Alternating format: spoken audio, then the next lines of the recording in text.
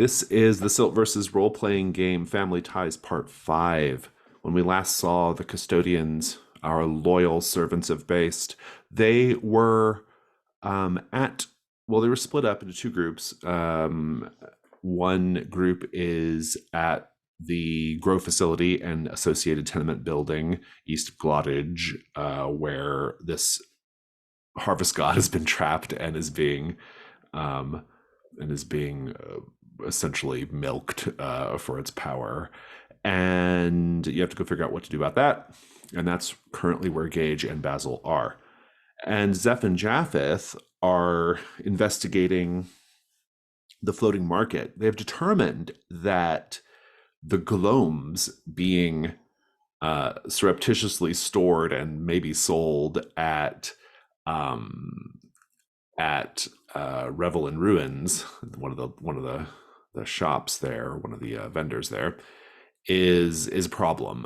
There's different things going on with it, but basically the glomes, there's a suggestion that the glomes are trying to like spread their influence, and they're kind of using industry and government to do that, so that's not good. In any case, got to deal with them. And so you have a couple of questions that can be pursued on that one related to either neutralizing the glomes or taking advantage of the various opportunities this illicit market presents. You got a few clues remaining on both assignments, and you do have a third active assignment, which you have not actually touched on yet, which is the Bowered Companion. So you also have 3 conspiracy clues at this point, and that's sort of where things stand with the campaign. The Custodians, taking a look at your conditions, pretty well, there's a few conditions out here. Gage still has this injured leg. Basil is being watched by Pickles, specifically a cat, and also has opened up his third eye, so to speak, by drinking the psychotropic tea. Japheth has 3 of possible 6 conditions, and Zeph has 2. Japheth's are all gross things in addition to being watched, and Zeph is also being watched. Everybody's being watched, and also a condition called the Embrace. So that's intriguing. Let's does anybody have any questions about anything they want clarified? I was kind of interested in sort of fast forwarding a little bit, maybe to like the next day. The market won't be active, Japheth and Zeph, but that doesn't mean you can't still investigate. And you can certainly move over to the Bowered Companion for a little bit if you want to do that as well. And Basil and Gage, I think you had worked out with Gail Van Wyck that she's going to take you to the Grow facility where she works. Also, Gage might have a son. We don't know. That's a possibility in young Lucas Green. I have a quick sort of gameplay question. If we've got the Custodians in 2 different locations, if 2 of us travel to reunite, does that trigger the journey move for those 2? Just those 2 that are traveling. Okay. Yeah. Right. Yeah. Or the journey phase. Yeah, you'll be in journey phase at that point. Just kind of like a general rules question, or confirmation. The altar is kind of metaphorical. It's somewhat abstract. Yeah, it can be. Yeah. What is your altar? My altar is that stove, that oven, okay, the old-fashioned oven. So the thing I was wondering is about is there's a number of moves where it's like while I'm at my altar, that type of right thing. But that can be like a flashback, or it could be, or it could be like I mean, I don't think it's unreasonable to say that maybe you just can, during the journey phase, you can swing by the stove and like do whatever you want to do. So yeah, be kind of a journey phase thing. But cool. Okay. And I had one clarifying question about the new move I took with my advancement from last time. Oh, okay. What is that move? I now have hollow gaze. Most Okay. people aren't ready to meet their own death and Mm. find your closeness with the maiden disconcerting. Hmm. Add 1 to your presence, max of Hmm. 3, but you will lose a box from fate, and that box can no longer be marked. I Right. roll with advantage when acting to throw someone off guard, discourage unwanted attention, de-escalate a situation through patience and silence. And my question is, it looks like Ben, the glorious designer of this character keeper, already grayed out that box when I checked that move. Is that Yep. true? That is That true. is. Oh, Yeah. marvelous. I was trying to Mhm. figure out how to note that, and then I saw the tiniest of gray boxes. I just Mhm. wanted to make sure. Thank you. Mhm. Yep. So you now have 5 available marks instead of 6 on fate. I need to read that again too, because I'm curious if I should be forcing you to mark fate. Yeah, it I'm says I sure the maiden can. has Yeah. shit she wants me to do. Yeah. Okay. Um, cool. Actually, let's just open with that, shall we? In the night that passed, Zeph, we'll say the two of you just slept in the car, if that's okay. In the night that passed, you were visited by the maiden. The maiden wants you to find and maybe definitely bury, the missing girl that Hob the gardener told you about and that you overheard her mother stressed out about. How did the maiden, distant as she always is, appearing on the fringes and the margins, how did she appear to you? In a dream? Did you wake up in the middle of the night? What happened? I heard a tapping that woke me, that almost sounded like there was a bird tip tapping on the windshield. And when I awoke, I sat upright immediately, as is my custom, because waking is always a stressful situation. My dreams are not great. But she wakes me, and I can just see a figure slide behind a couple of trees past the road. And I watch her figure walk back towards where I had that conversation with the gardener. And as she's walking, she appears smaller and smaller and smaller, almost as is to represent this child. Nice. I've marked your fate box, and in order to unmark it, you have to find this child and deal with the body you find. You know she's dead, even if, yeah. So intriguing. I think that Zeph does not go back to sleep and just sits on top of the car. So when Japheth awakes, it's very unclear where or if Zeph is still here. So you're sitting on the hood or on the roof? Roof. Roof, okay. What kind of car is it? Is it a van? I've already forgotten. I can't remember. Maybe I we never like said. van Oh. instead of truck, but anybody else have a thought about it? I think van works. I just can't remember if we ever said. So yeah, there might be a continuity error there, viewer. We apologize. Welcome to role playing games. Okay, fantastic. So sorry. Well, this is a great scene. Let's keep that scene going. Ooh, all right. Well, I guess I'd better. It sounds like I should wake up to the clonking on the roof of the vehicle. That kind of hollow echo. God, how would I respond to that? I could be a bear. Right, yeah, it could be anything. It could be some creepy deity clonking around up there. I think I wake up with a start and kind of like reach out to the other seat where Zeph should be. Zeph's not there. Like, oh my God, I'm in a little bit of a panic here. There's a being of some sort on the roof, and Zeph is missing. I think I start the engine.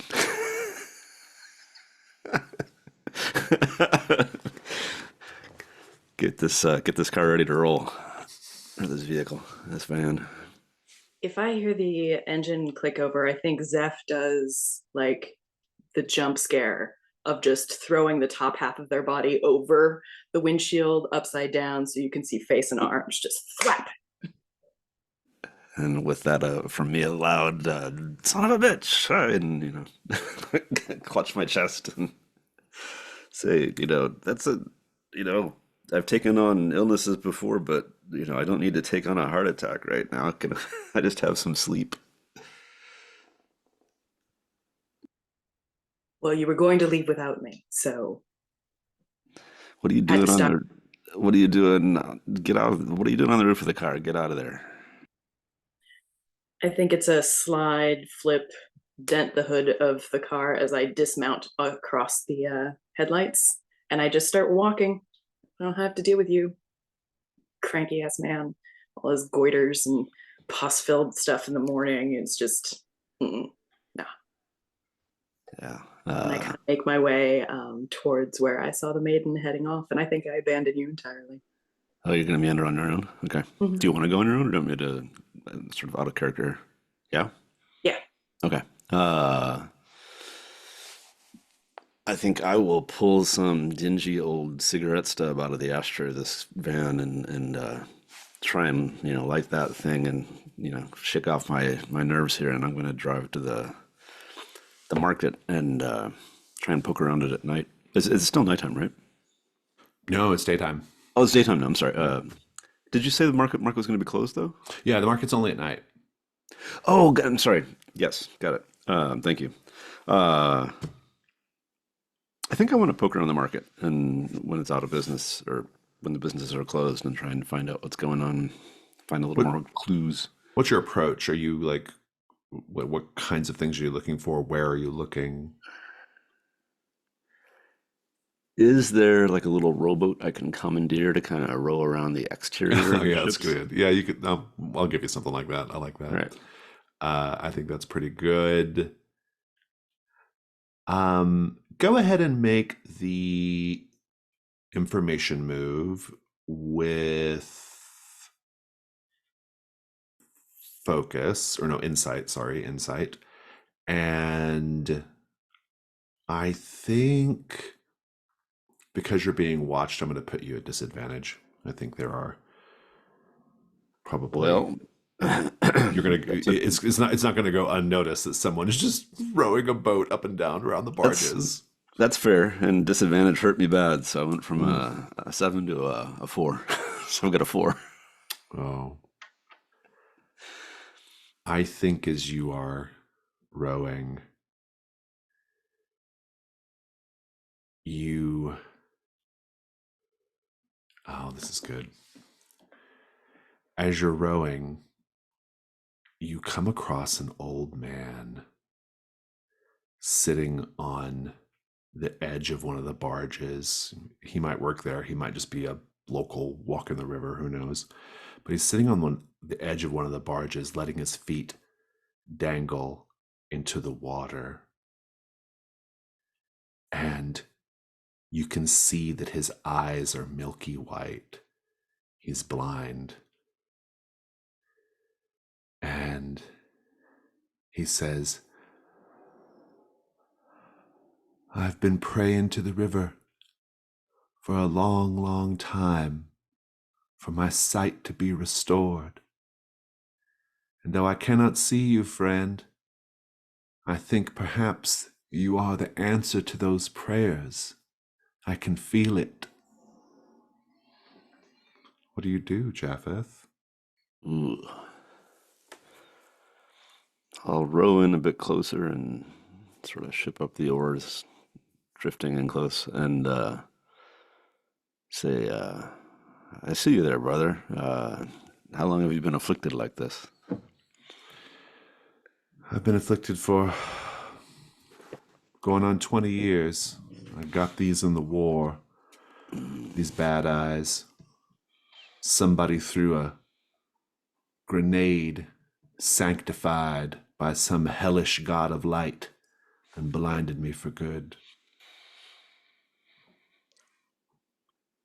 What I wouldn't do to lay eyes again on my beloved White Gull River, on my family, such as they are that left. that are left? I think I can probably offer assistance. You might be able to tell from the odor that I'm a follower of the pox martyr, and You do have a certain miasma about you, sir. yeah. This is a bigger task than I usually take on, but if you can lend me that cane of yours, perhaps after I've assisted with this condition, I might find it quite useful.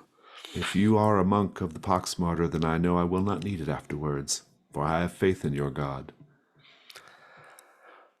Sorry, I'm forgetting the proper term for this. Is it communion? Is that what we call this? Pass on to me. What do we got? Let's look at your move here. Pass unto me. Ew.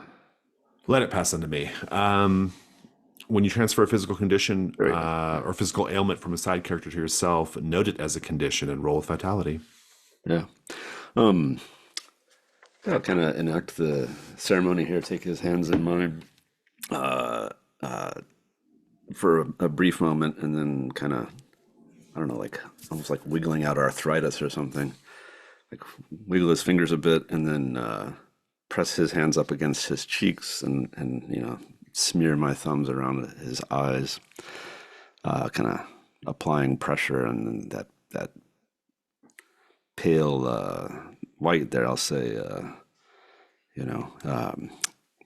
this is my lot in life here to pull your illnesses onto me and to heal those who are in need, and you've served valiantly, and it's now my turn to take on this burden, and in the way of all things, I'm sure it'll be temporary for each of us, but I hope that this chance to see again, that you use it well, my friend. And then Roll with vitality. What is that? 10. Nice. On a 10 plus, you get to choose one or choose two from your list there.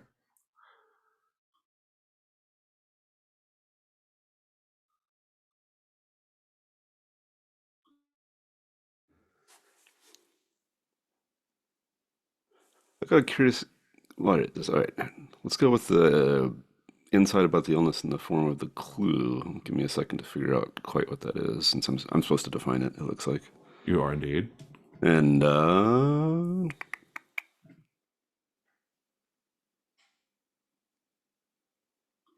about receiving a gift? So if healing a side character, ask another player what it is, then add it to your altar. Yeah, Sarah, do you want to come up with a gift that I receive?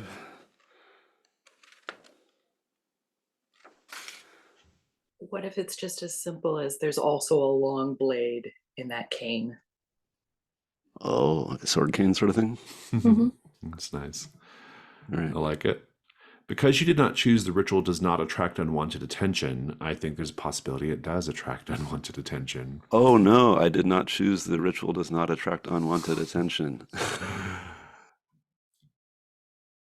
We'll come back to that though. I have thoughts.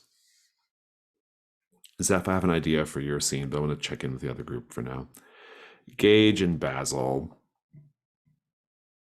Where'd you stay the night? Did you stay with Gale? Did you sleep on the roof? Did you Lucas probably has a little shelter somewhere.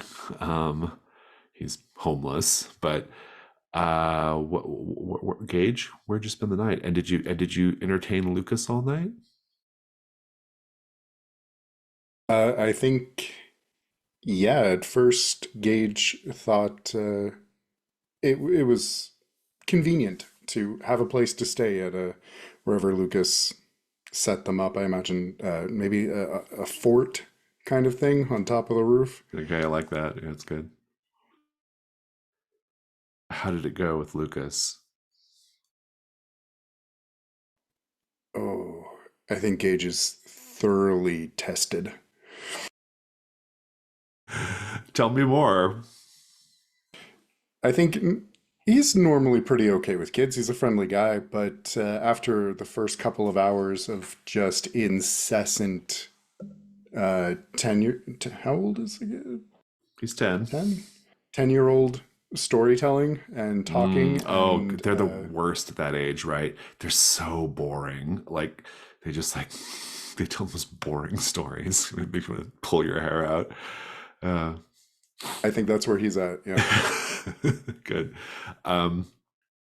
Okay. I love that. That's really good. I would like the veiled move to see how you endure the evening with Lucas. What are you afraid is going to happen if you don't endure the evening with Lucas? I think Gage might end up with a reputation around the tenements as someone who yells at children. Go ahead and roll with focus, please. And I don't know what your conditions are. I'm looking really quickly. Injured now. Those don't apply, or that doesn't apply. 12. You got a 12. All right, that's great. That's really good.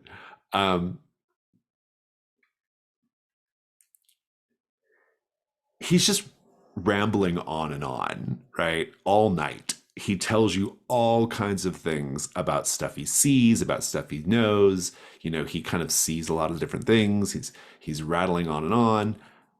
He talks a lot about, for example, the grow facility, because that's such a big deal in this area.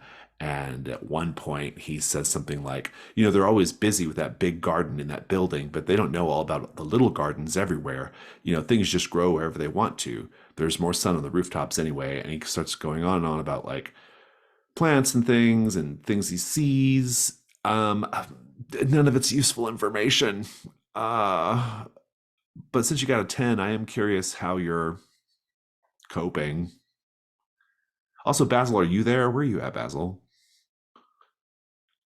I think Basil is hopped up on multiple forms of tea right now, psychotropic tea, and is I like probably the idea of you like wandered around all night. I like the idea of you mixing it like those psychopaths on TikTok do with water flavorings. Like that'd be amazing.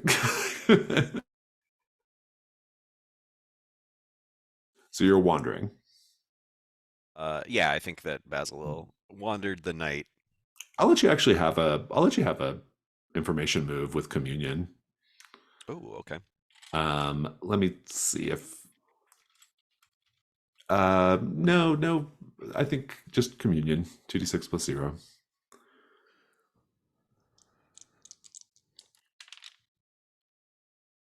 It's not good. It's a 5. That's a 5. We'll talk about what happens to you in a moment. We might be doing a flashback to the earlier in the evening. So Gage, do tell me, how are you tolerating all this? I think at some point it just becomes just white noise. Like, other than a few, really. Like, he's just entirely checked out. And that is how he maintains his sanity. I love it. But you know, not everything he has to say is complete, just boring blathering that 10-year-olds do. There's also occasionally something somewhat interesting, and in the case of your 12 plus, a conspiracy clue that Lucas has observed, which might be of interest to the custodians in the future. You've heard little rumblings about the Gideon Marsh character that you heard about that. Japheth told you about that, collecting fungal samples. And eventually you'll meet up with the others and they'll tell you about Mergen Sketteridge.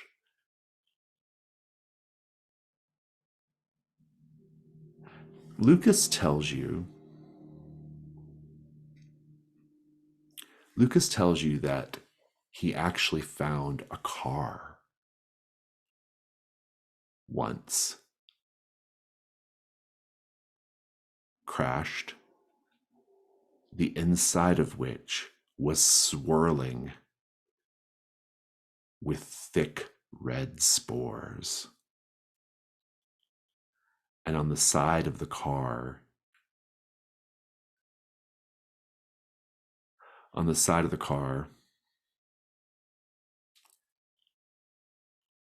it said something about the Blue Lotus Superfoods Company. You can file that away for later. It may not have too much relevance to Gage at this point.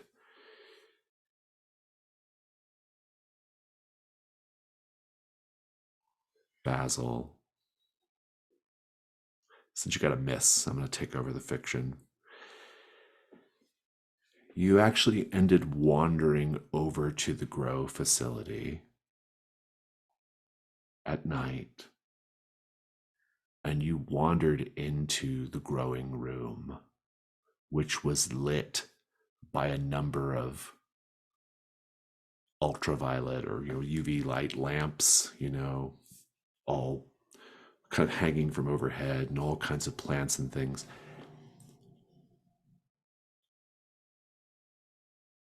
And you found yourself almost like becoming like your increased awareness was opening you up to the plants in the grow facility. The plants were actually communicating with you.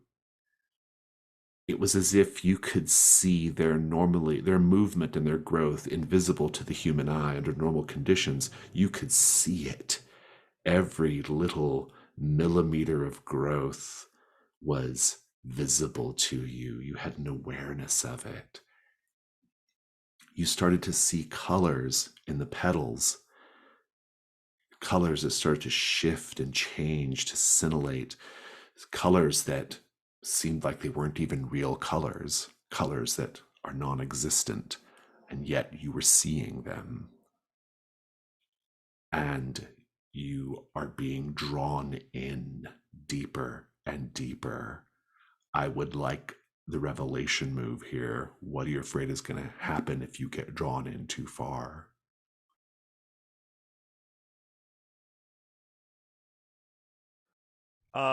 I suppose I mean, I've drank some of this tea, or a lot of this tea at this point, and I suppose that starts growing out of me, that I kind of become one with the plants here. I think it's worse than that. I think that the plants will hollow you out. Not hallow you out. Well, maybe they will hallow and hollow you out. Let's say Yeah. that. Do go ahead and roll with, I think it's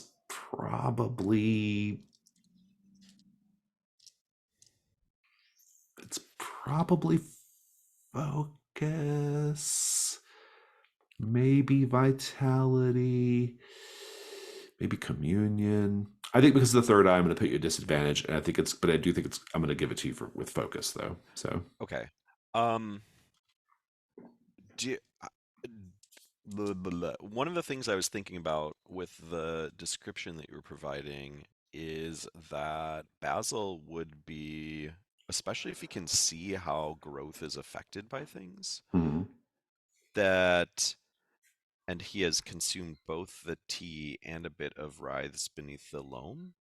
I mhm, think he might be interested in sort of like mixing some of that fragments of rise between the loam that he has into the mhm. dirt. Um, so I want to do that. I don't have to do that on this move, but it would be very helpful on this move. What is your sense here?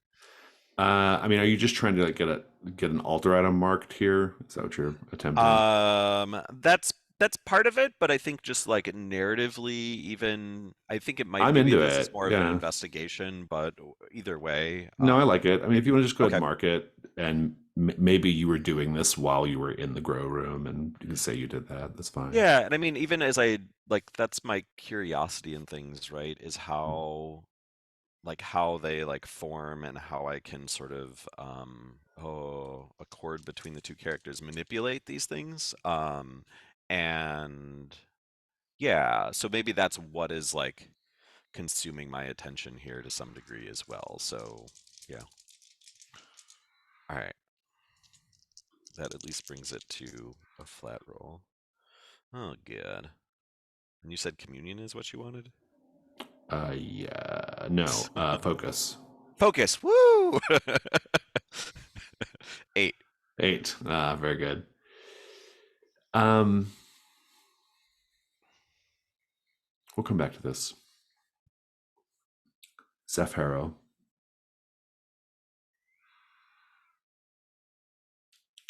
What's your plan for finding? Are you trying to go find the girl? Zeph really doesn't want to get into another situation like the guy they had to bury covered in spores. So instead of delaying, Zeph is being an obedient little disciple. So yes, but my plan was to see if by following the path of the maiden, I might be led to either where the girl's mother lives, so I can ask questions of like what she was wearing when she disappeared, or if I just continue walking into the woods, 9 times out of 10, I trip over a body anyway. So We'll do the. I think this is going to be the veiled move, just to see if you have any luck finding the body, or at least getting a lead on where the body might be. I'll let it be with communion if you're sort of just letting the gods do their thing. If the Cairn Maiden, if hoping the Cairn Maiden will come through here. Yeah. What do you afraid is going to happen if you fail?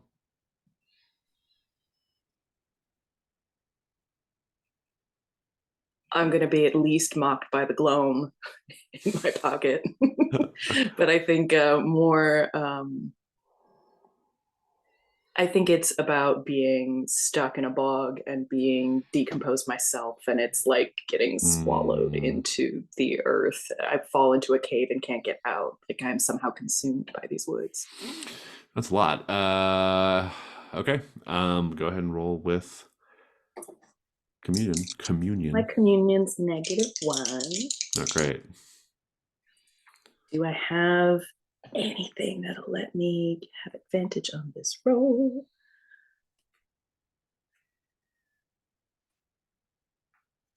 No. Okay. Well, here's hoping. I rolled a 7 on the dice, which is a 6. Yeah. I'll take the fiction.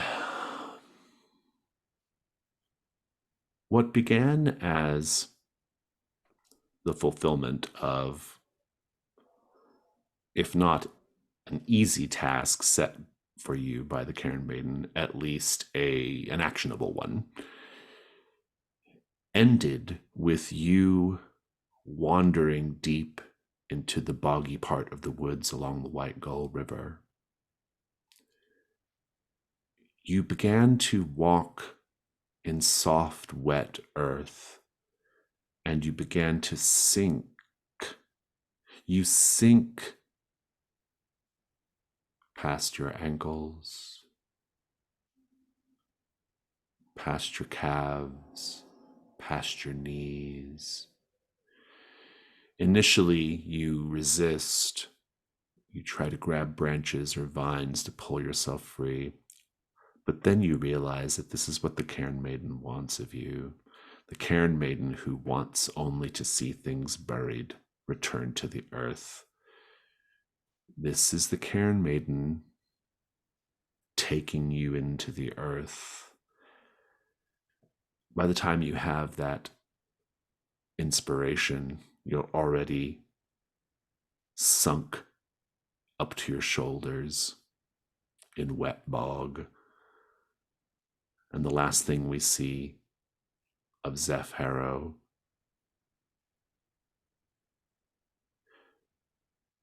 is their head submerged, a single bubble of air.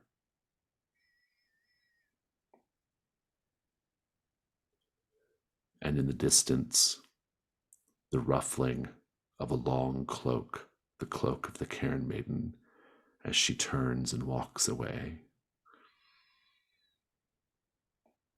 Unless you're writing a verse right now. Zeph will not go quietly into that bog, and I would love to mark a verse. Indeed. You have currently your various verses that you can mark prophecy or history. Also, the verse of promised deliverance is available for the floating market assignment. Oh, I actually had a really good idea for that, so I would like to, if no one objects. The verse of promised deliverance. Each custodian, all of you, recalls an advertisement for a divinely branded product and the benefits it promised that seemed too good to be true. I like that as a sort of commercial break, even. Let's take a 5-minute break. Everybody think about your commercial, and I'm gonna get some coffee while you all think of your commercials. I'll pick up that scene in a moment with, well, actually, you're all kind of in the middle of some stuff. Who wants to go ahead and talk about their divinely branded thing here? They're an advertisement for a divinely branded product and the benefits that seemed too good to be true that were promised. It's been too long since I've actually had to read ad copy, so we'll see how this goes. Are you feeling tired? Old beyond your years of walking this world? Oh, sorry. I was circular logic here. Then we must tell you that you must absolutely, sorry, I lost my own sauce there for a second. Green Goddess Juice Cleanse. Take years of belly fat off your inches. It's the only defined cleanse that brightens, lightens, and tightens. Feel like a whole new you from the inside out. Nice.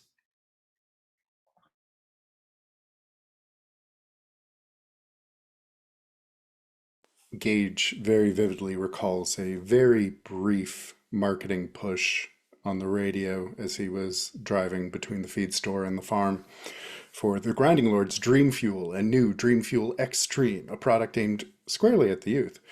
The advertisement went on to promise epic dreams if consumed immediately before bedtime. Depending on the flavor that you'd have, it could change the type of dream you'd have. If you ever wanted to fly over the cities, have you ever wanted to fight crime? Have you ever wanted to watch your children grow up?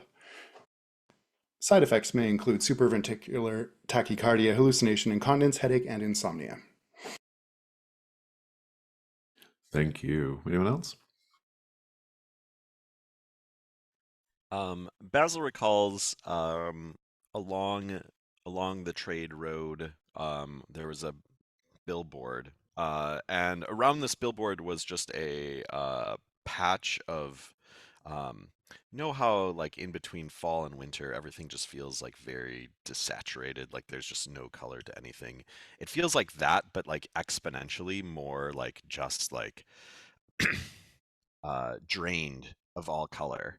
And people used to talk about that spot being just like cartoonishly vibrant in a way. Trees with bright blue leaves and red, almost like a Dr. Seuss. They wouldn't have Dr. Seuss in this world, but a Dr. Seuss kind of like environment that is now gray and completely desaturated of color. The billboard itself is for Gloss of Life, a paint brand, and it says, "The paint that coats your world never ever fades."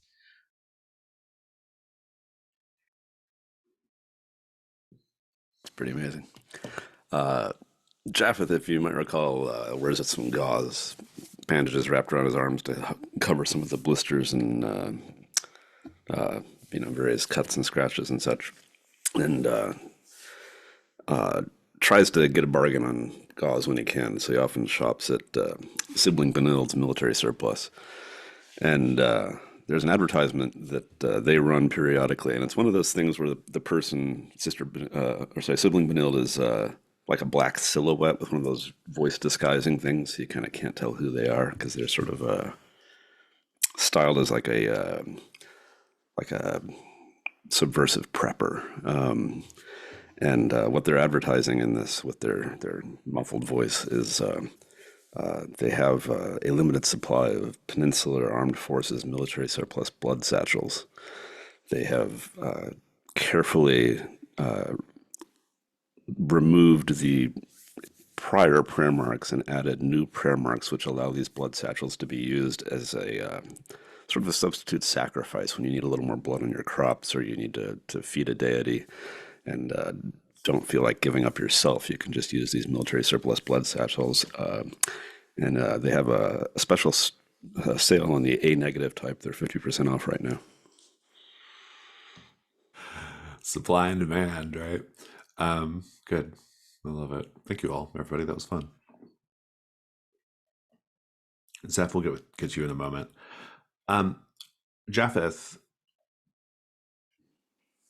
I think. Well, first of all, I'd like to know a little bit more about like how the blindness goes and appears on your body. I've got a plan for this. I do want to double check that everybody saw. We had a ask first about eye injuries, and I put a thing in the chat. I think everybody saw it. Mike, did you see it too?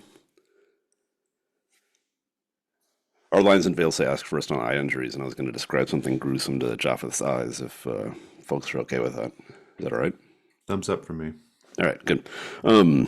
So Japheth working with this blind old man as he's kind of massaging his fingers over this guy's blind eyeballs. He's explaining that the sort of the horror of war, the evil of war, is sort of a necessary thing for society. That we have to shed blood at times and give up our own bodies, and that this is neither good nor just, but the way that things are. And then as he's pressing his thumbs up against this guy's eyes, he has kind of a vision of 20 years ago when this man was injured on the battlefield by this sanctified grenade. And in the vision, the grenade's tumbling forward and bursts open, but it doesn't burst with fragments of metal. It bursts with these small caterpillar-like gloam prototypes.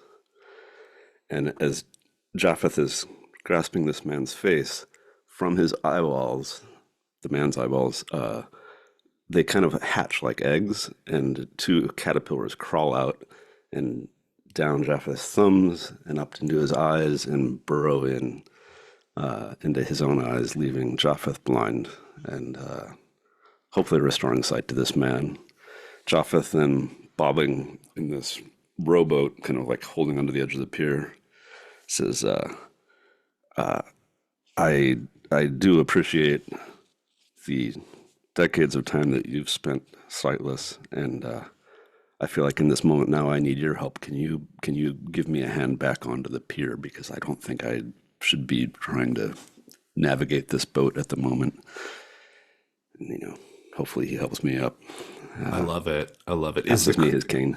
Yeah. Is the clue the gloams in the eyes? The clue is the gloam prototypes were used in biowarfare. Yeah, that's really good. I like it.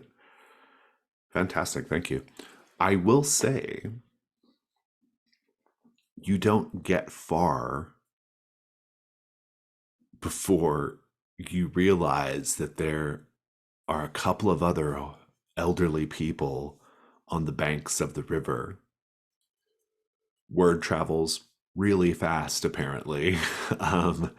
And you can see that they are stricken with ailments.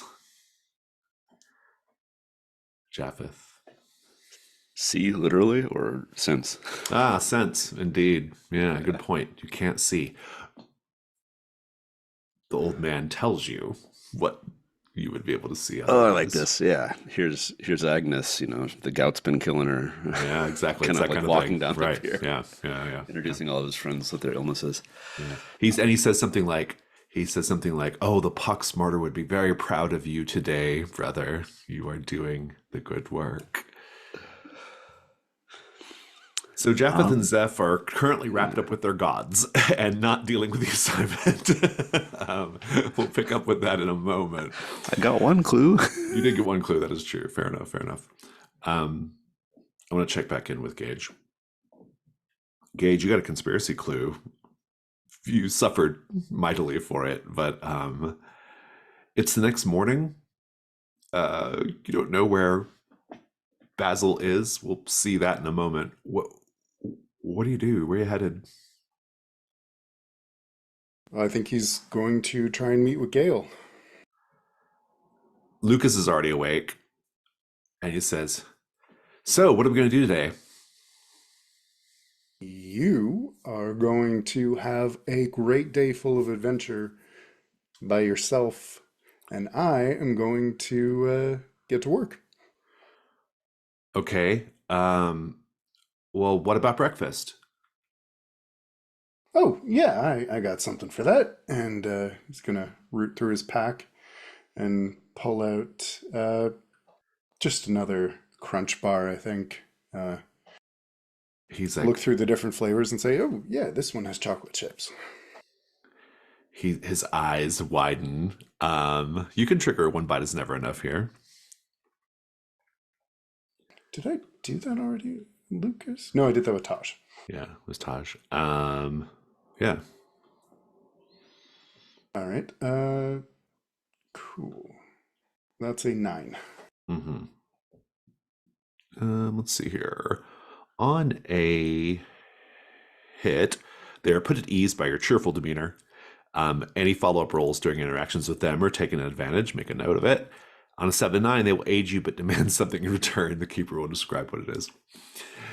Lucas says, I can be very helpful to you. I see a lot and I know a lot about what happens around here. Yeah, that's great, kiddo. Just tell me what you want me to do. Just put me in, coach. I'll do it. Uh, sure. Okay. Yeah. How about you try and you know what a spy is, Lucas? He's like, oh, yeah. Yeah. Like those people they executed, those people from the Linger Straits that they hung, Right. that they Yes. sacrificed to the god of justice. They were spies. Eh, yeah, except not so high stakes. Just, you know, ask around, see if you can maybe find anything out about what goes on in the facility over there. You know, Yeah. things that they don't tell normal people. Right. Okay. Yeah. Yeah. Hey, before I go, um, well, today's my birthday. Oh, happy birthday, kiddo. Yeah, I just well, I don't know. I don't know if you're busy or you think it's silly or whatever, but I don't know. I just thought, well, me and Pickles were gonna celebrate later. Taj is bringing me I think he's bringing me a cake or something. Oh, that sounds You can grand. Yeah. come if you want. Oh. Yeah, sure. Yeah. I'll be there. Count on it. Okay, good. All right. Okay, spying. Remember, keep it quiet. Don't get in trouble. Aye, aye. And he goes off. He's actually quite nimble. He can kind of like jump between the various rises on the roof pretty easily and kind of scampers away. You'll even see Pickles kind of staggering uh, away from wherever they were at. Let's check in with Basil Asham. Basil, you ended up getting a mixed result, correct, on your revelation move.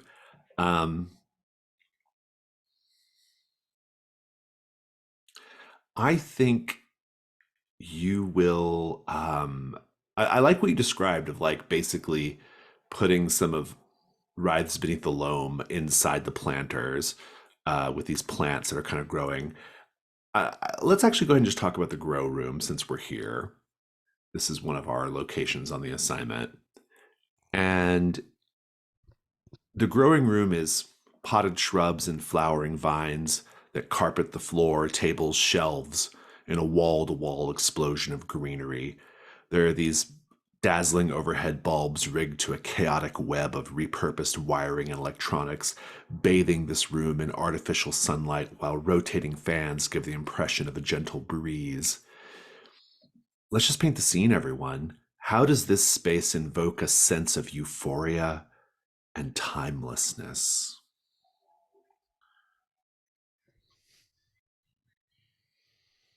All of the greenery in here makes the space also heavy with pollen. And as you breathe it in, you can see the pollen particles kind of hang in the air, and they do that like time stops or slow motion where you can't quite tell if you're moving through time or not. A lot of the glass in the greenhouse section is repurposed stained glass from various churches, but some of it goes back centuries. You can just tell from the way the glass kind of droops or has that sort of poured out kind of reticular shape to it. That there's just a sense of layers upon layers of ancient reused glass. Someone heard at some point that plants grow better in places with music. So there's an old gramophone set up, something that doesn't take much power and can play for a long time. And it's been there for so long that the record is starting to wear out. So there's just this faint, kind of strange, distorted music that floats through the room. I think if this was a greenhouse at some point with these stained glass, it's been completely concreted in.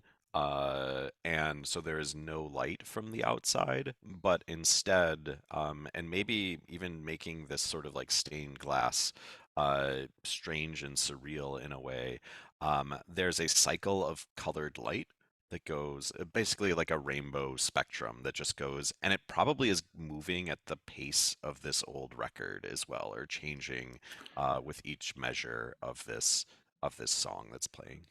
I think the song kind of droning on in this artificial lit grow room is, well, it's a song from another time and place.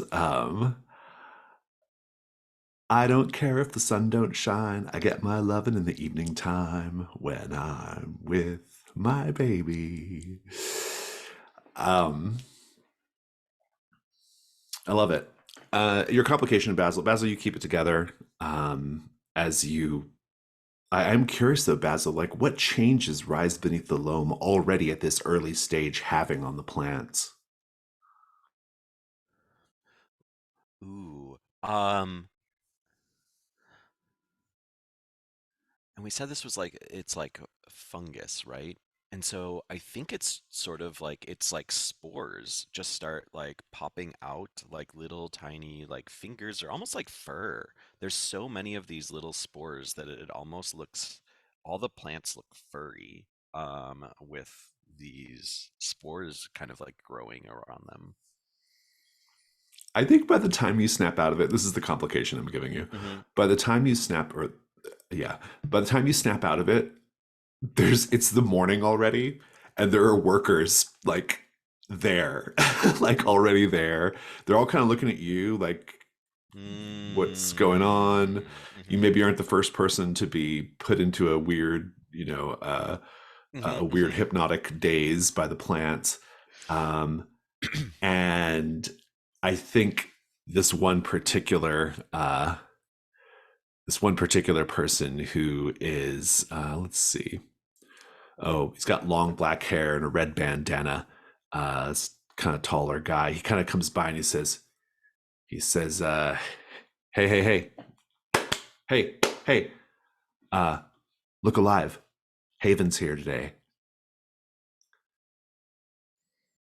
Oh, Haven. Yes, Haven.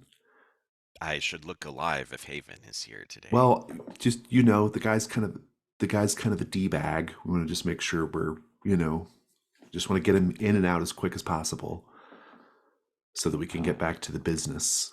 Yeah. I think I've been taking notes all night and like coming up with recipes for both the plants and these like shifting plants. So they're just like papers strewn all around me. Mark your ink. Yeah, I like it.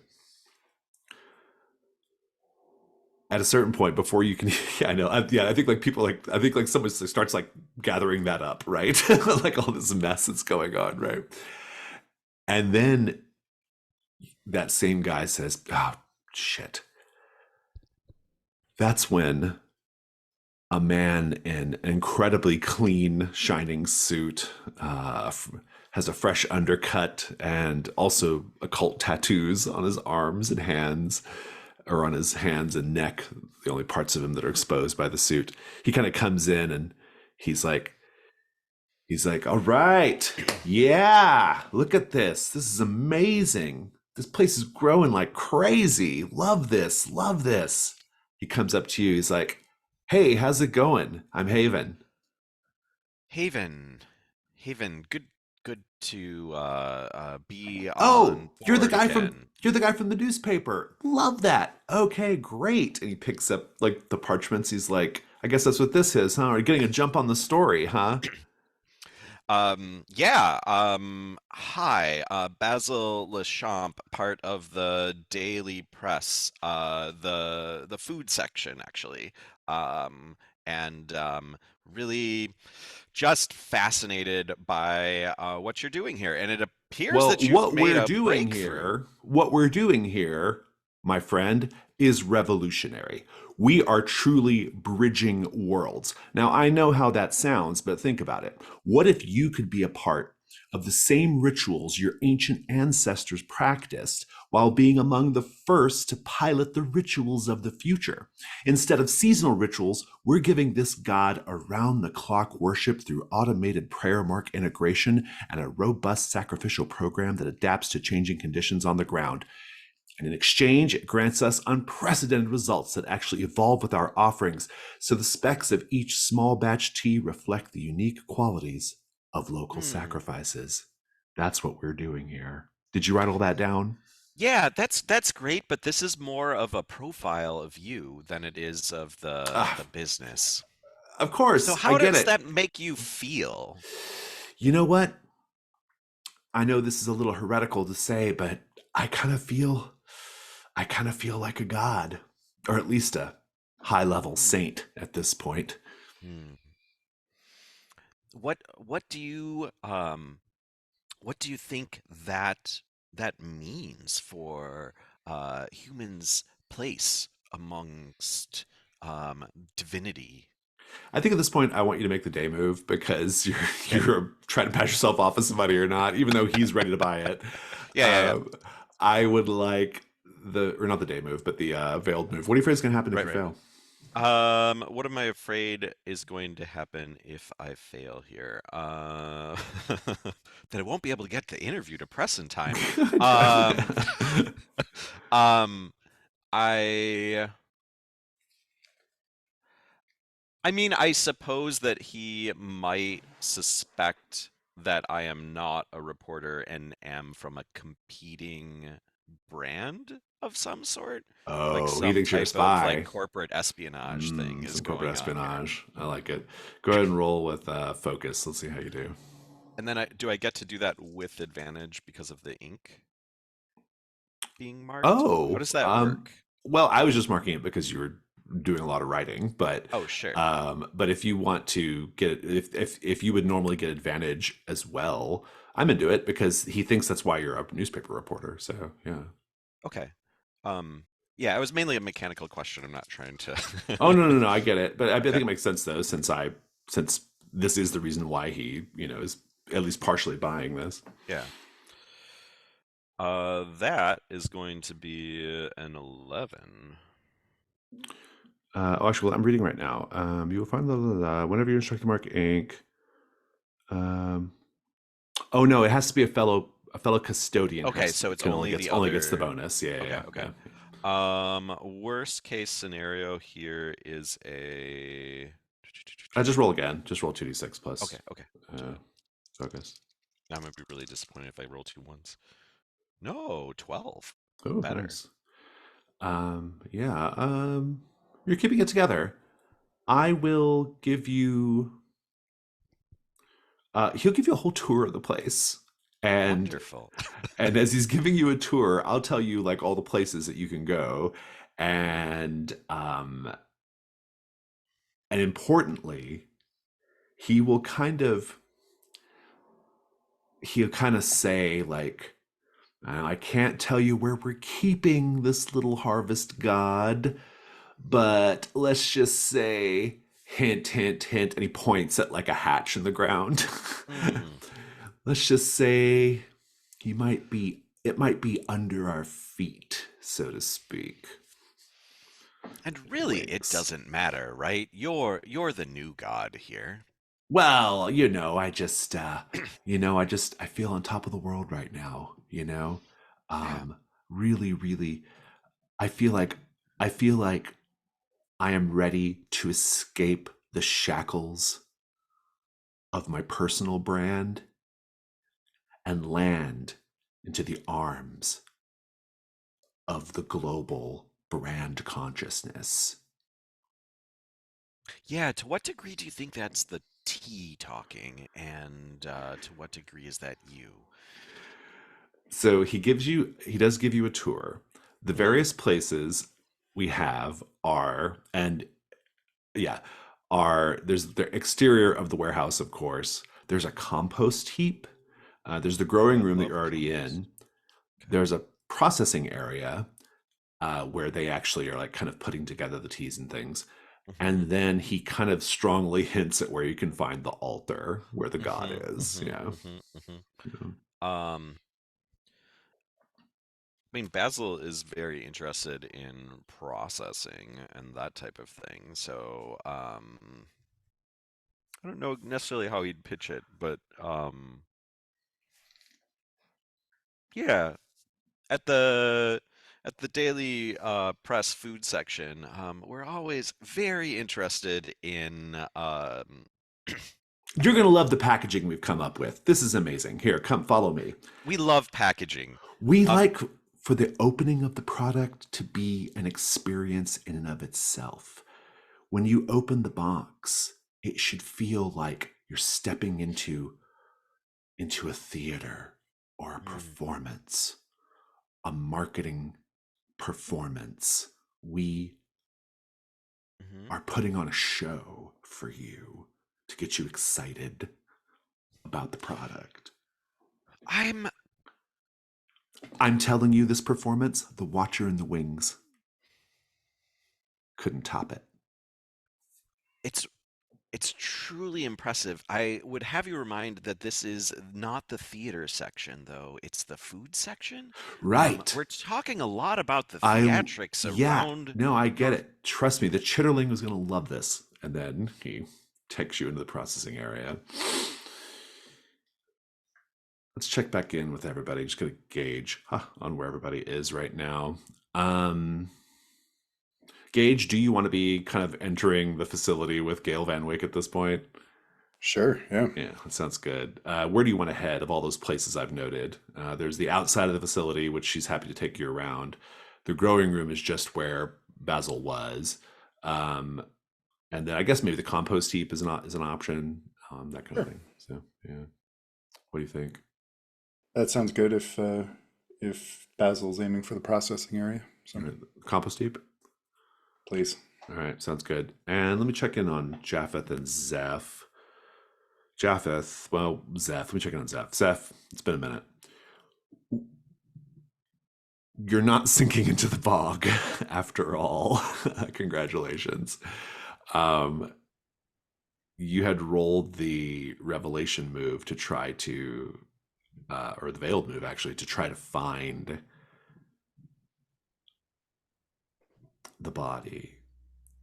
I'm going to let you find the body. The complication, though, is a pretty big one. You have to do the journey phase to go to the body. It's not nearby.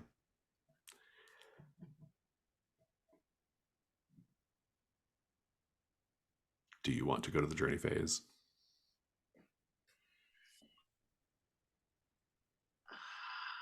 Is it uh, just mechanically speaking, because these are things that just remain checked on my character sheet, I make a note of it and I can come back You can come later. back whenever you want and do it. Find You have I to have do the thing to take the that, journey scene to get there. I don't yeah, lose that opportunity, correct? I can just no, do you can always, first. just make a note that you can always do the journey phase to go to the little girl's body.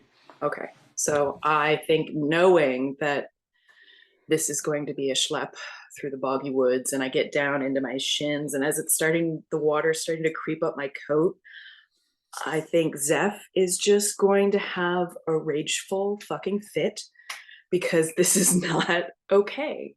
We would be better off without gods. We'd have a chance to be better fucking people. The convenience of these gods, the necessity, it rips all of the necessity of invention from humans. And I'm just like taking off all of my wet clothes as I'm going and schlepping back to town, complaining about this divine plague and how can people hope to be anything when we are just constantly chum for these stupid divinities.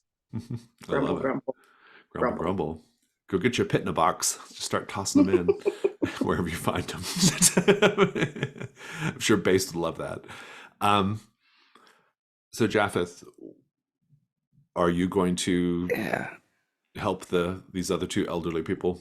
Yeah, I think this is my first sort of tent revival healing ceremony on the end of this pier, like bringing in a whole bunch of people to try and do a group healing thing. And my hope is to somehow talk it to a point that I either get an invitation to go visit Immersion Sketterich or somebody can escort me to Blue Lotus Foods, because we haven't really checked out either of those yet. Yeah, I mean, they're not connected to they're not directly connected to the assignments. They're conspiracy things, but I'm sorry, I thought those were other places to track down clues on this. No, those are conspiracy details. I mean, you could still wonder about it. It's totally normal for Japheth to want to know what's going on there, but gotcha. Okay. I think just like collectively, the people who have gathered, I'll let you just do. We'll just do one roll of let it pass unto me. We'll figure out what the condition is that you take from them, but yeah. My thought here also is I can clear a condition by giving away an item, and I think it makes sense for me to sort of give away the high-end salves and ointments to the to the various people, yeah, and then from that clear either probably being watched, but maybe a different one. It's up to you, whatever you think. All right. A quick question about giving away versus marking a thing for advantage. If I give it away, it's just gone from the character sheet. You erase it from the character sheet. Yeah. Got it. All right. So I'll give away the high-end salves and ointments, and kind of, sightless, stand there on the pier. I'm sure I look to the people watching quite a sight, this sort of blind healing preacher. And say, in my loudest voice, siblings of the flesh, come forth. This is a chance for us all to grow in community and to cast off the afflictions that you don't need, that are burdening your life and making your daily existence a toil and tribulation. Come forth, and try and like get people all glommy, hands all over me and everything like that. And, let me, what's the word? Soothe your hands with this lotion. And, let me apply some ointments to the various illnesses that each person has. And I think my logic in clearing being watched is that, like, this is my thing. Like, this is the first time I've done sort of a group healing, and it's almost like getting over stage fright. Like, I'm not afraid if anybody watches me. Like, this is what I'm here for. This is what I'm supposed to be doing. So I'll clear that, but then gain some other condition. Yeah, I think the other condition I'm going to give you is, I think probably all the ailments will be subsumed by whatever the worst one is among them, and I think the worst one is probably osteoporosis. You have brittle bones. All right. Should I make a roll for the? Yeah, go ahead and roll the move. Pass on to me or not? Yeah. Okay. That would be with vitality. I'm going to put you at disadvantage because of your various physical elements. Sounds good. Oh, 3 5s. Disadvantage did nothing. So that's actually a 12. Nice. Well, your vitality is 1, so it'd be an 11, right? No, my vitality's 2. It says it's 1 on your sheet, so It does? it does. Okay. Top, Um, not in the. I got it. oh, okay. Oh, somebody. Oh, it was got changed somehow. Um, okay. I actually don't know what it is now. Is it a glitch? And Do we all agree it's You're good. 2? Is that what's going on here? Okay. Yeah, I think it should be because if they add up, it adds up to the right number then. Okay. Yeah, so you got 12. Good job. On a 10 plus, choose 2 from your list. um, let's pick up. Let's pick up another clue that I'll figure out, and let's say this time perhaps the ritual does not attract unwanted attention. This is a fun way of like investigating, right? Like of just bringing the people to you and taking their horrible diseases and learning from them. Yeah, basically draw the entire community and then let them just divulge. And Yeah, it's good. Think of your clue. And let me check in on the other characters really quickly. Gail, I think she's kind of taking you, you're kind of going around the outside of the warehouse facility, making your way over to the compost heap. The outside of the warehouse, it's 3 stories of weathered concrete layered in graffiti and vines, surrounded by a chain link fence. However, the gutters and the windows have been repaired, and there's this like strange stained glass that they've used. There are wildflowers peeking from layers of weeds along the roof. This is a great paint the scene opportunity, actually. What was this warehouse building originally used for, everyone? What efforts have been made to conceal its current purpose?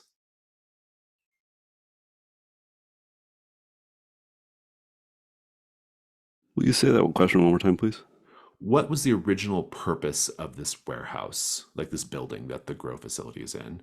And what has been done to conceal its current purpose to make it not seem like a grow facility?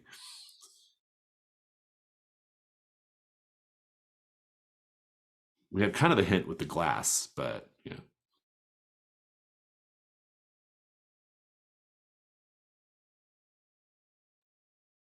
I wonder if outside the facility, in addition to have been cemented in, there are also like smoothed out areas that have been surfaced, and it looks almost like there's a school or a kid's playground. Like there's evidence of hopscotch court, like Foursquare, and like a jungle gym over here.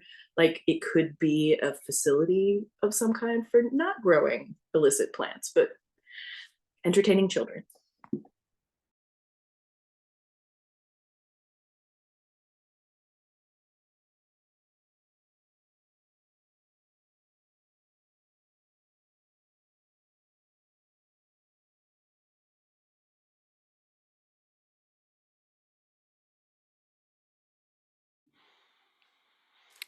Do we want more layers of paint the scene on the warehouse? I'm open to any other ideas that people have. I think that whatever it used to be before, there are a good deal of rain collectors atop the roof, and recently they have built up the walls around the roof to try and disguise how much water is being stored and used above it. So from the ground, you can't see any of that.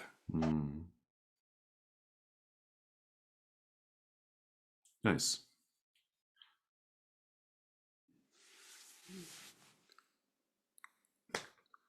Tying into Sarah's idea with the children, is there like a, how do you say this? A cafeteria dispensary, like they supply milk cartons to school children or yeah, something like that's that, good, so that yeah. they've got a reason to bring Yeah. containers in, take containers out, but it's innocuous.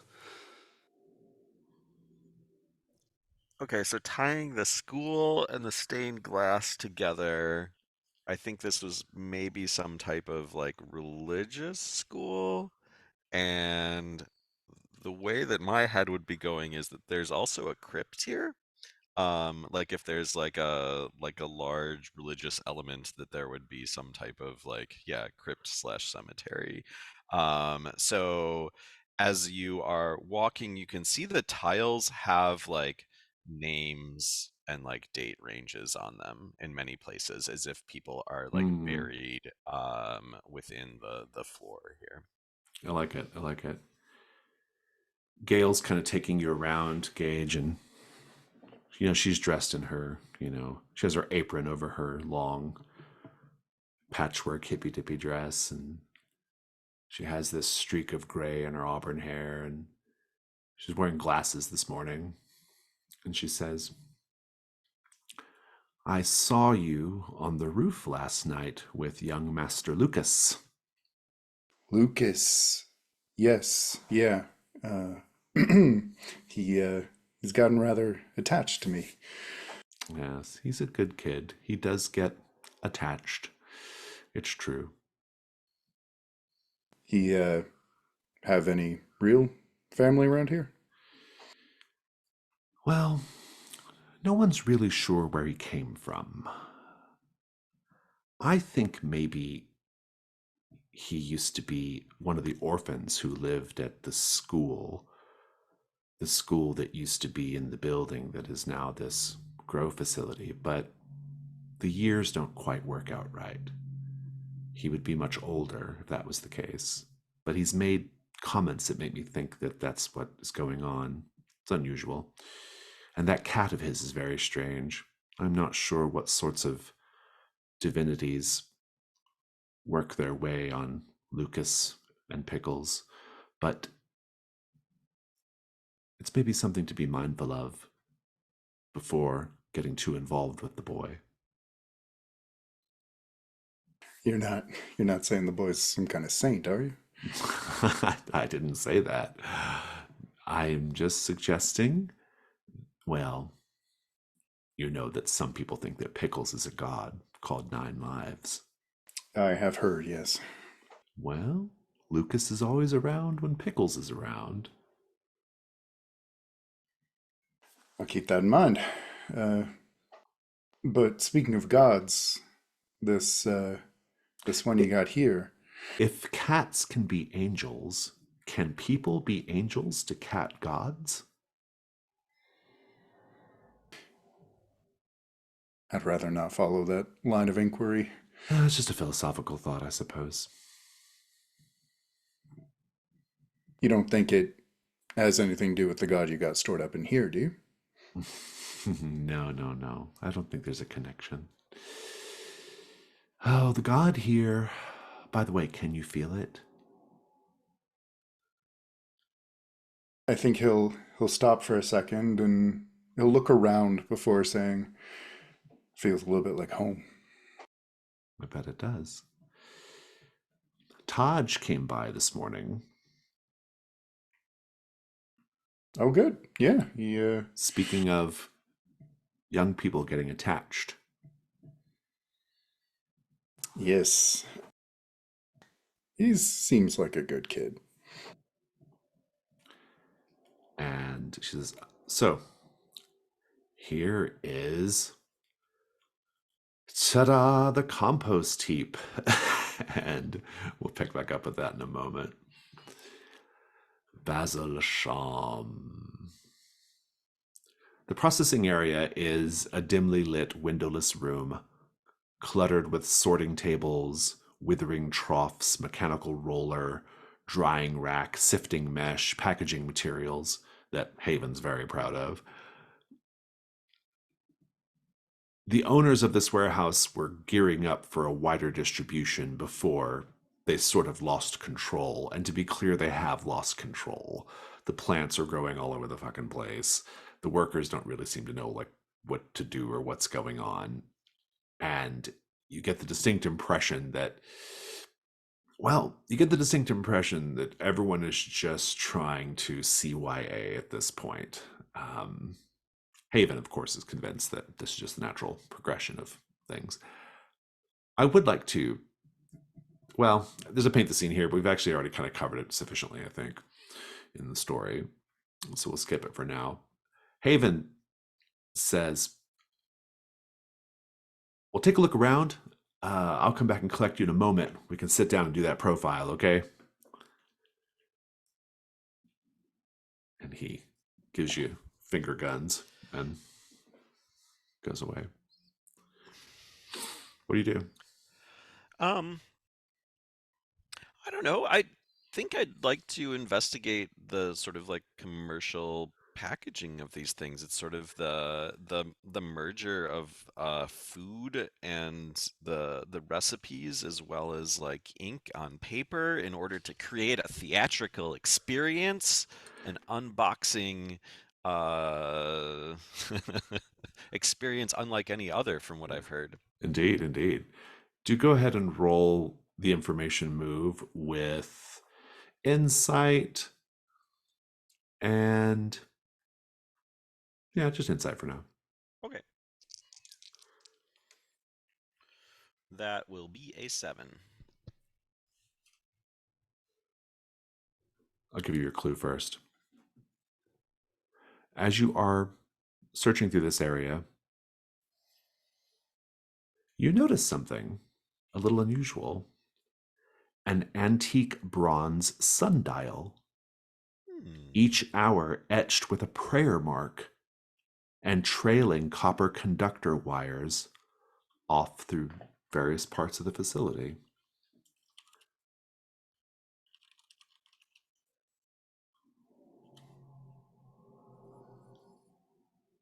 That's your clue. I'm going to tell you the complication is going to be that Basil is going to be accosted by a number of the Harvest God's followers who have gone rogue. Hmm. In fact, you might see them stepping out of the shadows of this small room, carefully closing the door. A group of men and women in jumpsuits. They've had the god take root in them. Hmm. Brian, how does the observant observer know that these people have been taken over by the harvest god, that they are its creatures?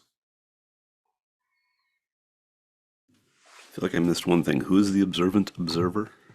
Just a person looking at these people. Oh, okay, got it. Okay, I thought that was like a god for a second. No, it's not a It's god. like- It does sound like a god. The observer. It's like the Watcher in the Wings, the observant Yeah, observer. It is now. It is Yeah. now. Yeah, note made. Okay.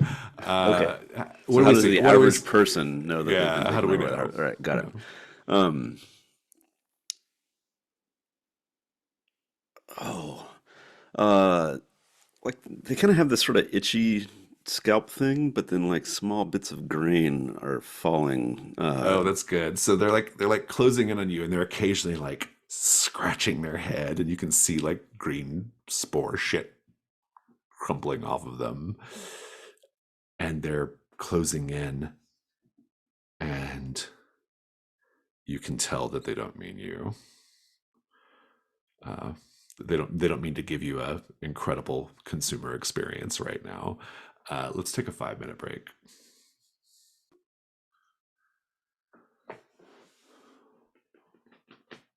I think I want to pick up with Zeph. Zeph, do you go back to the market or do you head somewhere else? So in my head, I'm heading back to the van, but I'm curious if the gloam in my pocket is responding at all to my emotional outrage. This Oh, thing's that's still pretty in my good. head. Yeah, yeah, I like that. Yeah, the gloam will say, "Perhaps you're not angry at all gods. You just haven't found the right god." I really don't think that your opinion is going to make me feel better. What would you care for gods? What if I told you I'm angry too? Yeah. Do you know what it is to be angry? And I look at its cute little stupid face. I'm capable of understanding and detecting a complex range of emotions.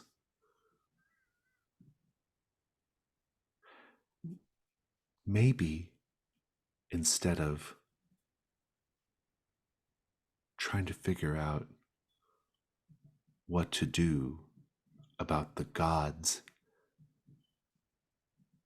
in our world, maybe you should try to find the inner God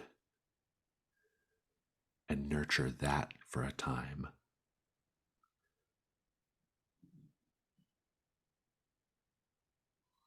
You know what? I spent a long number of years on my own trying to figure out what was inside me, what was powerful within me, and you need to understand that I found it already. This is really good. It's good that you're expressing like this right now. It's good to get the rage out. That's what I like to do. I like to get the rage out. In one hand, Zeph has their skipping stone and they're squeezing it very tightly. And in the other hand, they're like pulling the gloam out of their pocket and trying not to do the same. Can I tell you a secret? Only if you listen to mine. Who goes first? You little bug. The secret.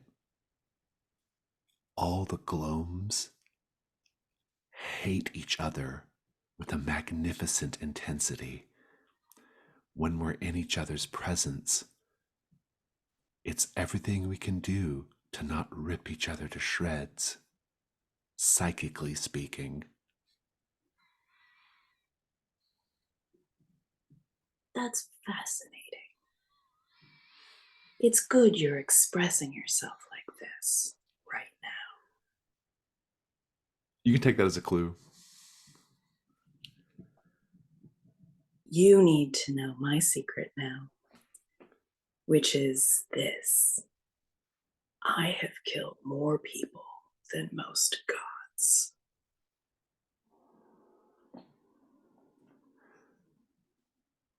Sometimes the killing makes you feel better. Sometimes it's just necessary. I just stuff the stupid thing back in my pocket vigorously. I love it. As I come upon the van and I assume that Japheth And you'll left see the Japheth keys down. in the seat. You'll see Japheth down by the shore, Mm. treating people who have gathered on the riverbank. Japheth, Then what's the clue that you found? Oh yeah. All right. Tell me if this works. I think Blue Lotus foods are unnaturally high in calcium. I was trying to tie it into osteoporosis somehow. Very good. So, like, in that sense, the clue can't answer the question conclusively, but the idea that maybe they're slurping calcium out of there's there's something there. something. Yeah. I don't know. Yeah, I like it. I'm into it. Well, once you see Zeph come back from whatever their outburst was that they were doing, what do you do? I don't see Zeph come back. Oh, that's right. That's going to take forever to get used to that. Yeah, I'm yeah. standing on the pier saying, "Can You have anybody no idea. drive me? I've Yeah, got you my have no car keys idea. right here." Yeah, Zeph, you might wave at the direction of Japheth or something. Or I don't know. Like, Zeph, do you try to get Japheth's attention? Like, what do you do here? I think that standing up at the top of the hill by the van, I guess after not getting any sort of attention, does one of his newly healed and sighted companions perhaps say, Oh, I "Who think is an old young man person?" an old man with a pep in his step is like, "Oh, I'm afraid the pox monk has taken on my eye injury. He can't see anymore, bless him." Zeph, is that you? And I'll start patting Zeph's face. Slap it, slap it, slap it. There's no way that hand gets close. Okay, so I guess I'll drive. I think I'm good to drive. I feel a lot better than I look. It's my turn anyway. I love this. Where are you headed? Are you all leaving and going somewhere else, or what? I was getting in the van and getting away from this place because I don't want to deal with this market or this girl or my god or gloams or any of this anymore. Mm-hmm. Oh, so you want to break from the floating market thing? All right. And I'm taking the car. And I might be abandoning a blind pox monk if you don't want to come with me. Got it. Talking broad picture here, we got 4 clues. I'm a little more interested in the 6 clue solution or the 6 complexity solution. How do y'all feel about that? I mean, you don't have to resolve it right away. I don't think the gloams are going anywhere. Okay. I'll go along for a ride then, I guess. Rest my weary feet for a minute. So I just feel like the others are Companion? probably wondering where we are at this point. Or Hungering Roots. I'm thinking Hungering Roots, or do you want to go to the Bowered Companion? It's been a while since our characters have been together. It might be fun to bring them back together and reconnect. Get the gang back together. Sounds good. We'll put you all in the journey phase then. Let's go ahead and take a look at what we might be doing for the journey phase. I think I want to go ahead and just do the second part of the wire-bitten child. I think that would be fun. So you'll recall that last time we talked about these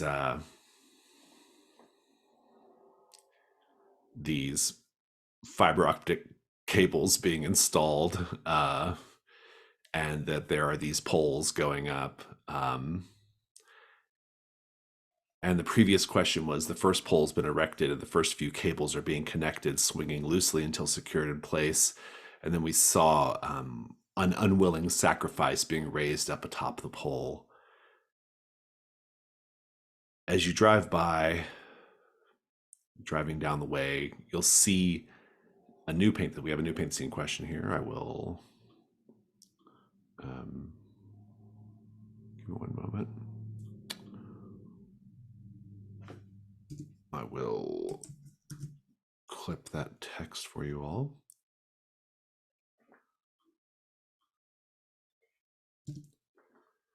It says, additional poles, sacrifices, and wires have been placed along the route, some densely interconnected by dozens of cables. The wire saints twitch as sparks pass through them, cables protruding from their mouths and eyes, their mouths and veins, eyes gaping skyward. It seems that the first sacrifices weren't sufficient or didn't have their intended effect. What unexpected challenges have interfered with the project? As we see this horrifying scene of sacrifices hanging from poles. And of course, I'm particularly curious how Japheth experiences it. Do you feel something or hear something rather than see something? But be thinking on it. We don't need answers now, but this is for everybody. Also, I have a recall a time prompt for the both of you for your journey move if you decide you want to engage with that. Which is, oops.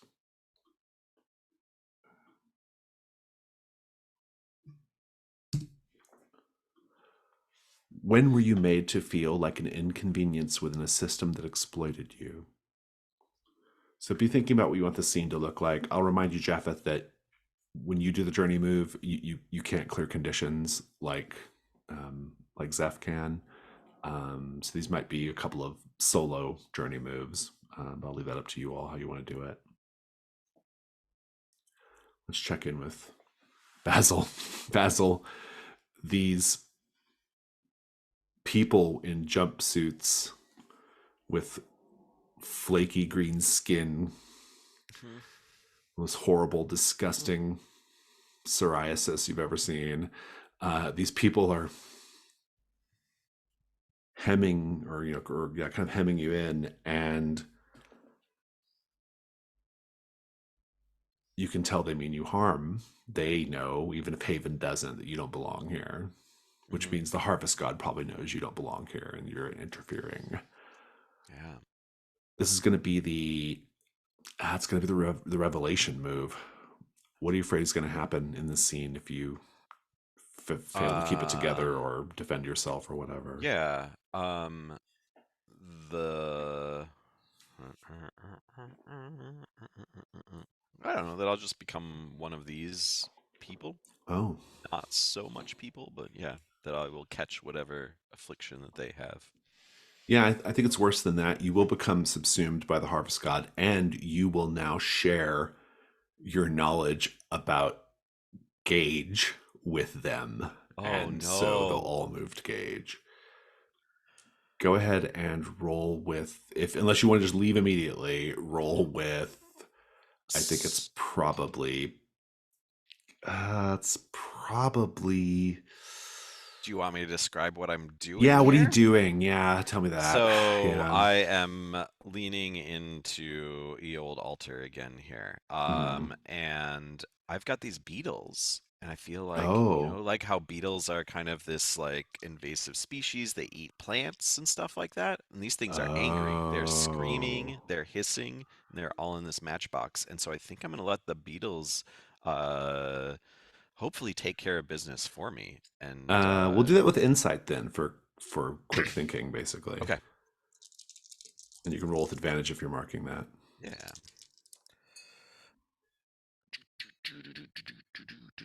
8, 9. 9. I think there's just a little bit of a scuffle. And you'll have to, I think basically the best the Beatles can do is just give you an opportunity to escape, essentially. Um, Okay. and yeah, escape, but they won't follow you. Like the Beatles will be doing their Mm. business, Hmm. and you can kind of quietly shut the door while that happens, I suppose. Could I say that in the process of escaping, I go down to Oh, into the where, secret yeah, place. Yeah, like yeah, I'm that's into my that. sort of like Yeah, I like panicked that. escape. Yeah, I like that. I think that's pretty good. I think um I think as the complication, I'm gonna make you also erase that item from your altar.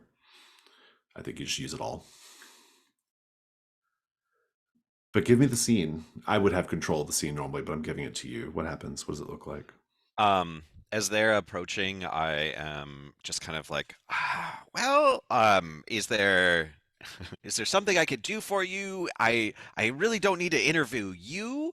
It's really Haven is the focus of this profile. As I've said, this is not about the plant as much as it is about him. And in the process, I'm pulling out this matchbox. And as they get close, like I am just like, yeah, like I open the matchbox and these beetles are just Are and there they like fly are there out. like lots of beetles? Like is this like a void Oh, there's space that they're coming out of? Like what's going on here? I think it's probably I mean just a matchbox that would be able to fit beetles, like multiple beetles as this says, Mm-hmm. is probably one of the big Mm-hmm. like Yeah. fire lighting ones, so the longer matchsticks. So I would Yeah. say like it's probably like a dozen in here, but like like fatty roach sized. Yeah. Yeah. What Um do they do? and uh I just kind of like shake them out. And they yeah, I'm shaking them in the direction of these things, and they just like they start like munching on the skin, and you can see them just like start to like burrow in. That they're burrowing into the people, and they're just kind of the people, instead of like reaching and glomming for me, are trying to like rip open these areas where the beetles are. So they're just ripping themselves into pieces in order to try and get the beetles out from within them, as the beetles are just like angrily like chomping away. Gruesome. I love it.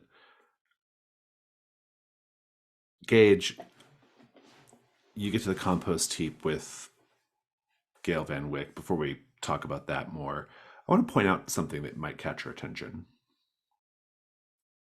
Gail dresses in a very like kind of like I said, this like sort of like kind of Earth Mother, homespun dresses kind of thing, very down to earth. but she's wearing around her neck a little pendant that looks like it's made of real gold and studded with diamonds. That might catch your attention, but also what catches your attention is the shape of it. It has the shape of like a bird skull. And you will recognize this because Lucas drew this last night while describing the symbol on the car that he found. The symbol on the Blue Lotus Superfoods vehicle. It looks almost the same. What do you do? I think he'll look at it and he'll consider for a minute and say, I hope this isn't out of line, Gale, but your fancy little trinket there. Oh. Young Lucas was telling me about that, something like that last night. Oh. This was a gift. A gift from a former beau of mine. His name was Isvan. Isvan Sketerich was his name. He actually, well, we were very close. We were making plans to get married, in fact. But he went missing. He had led a number of ventures into the Tide Bloom Caves, the ones that are along the Western Peninsula, looking for ancient idols from a lost shipwreck.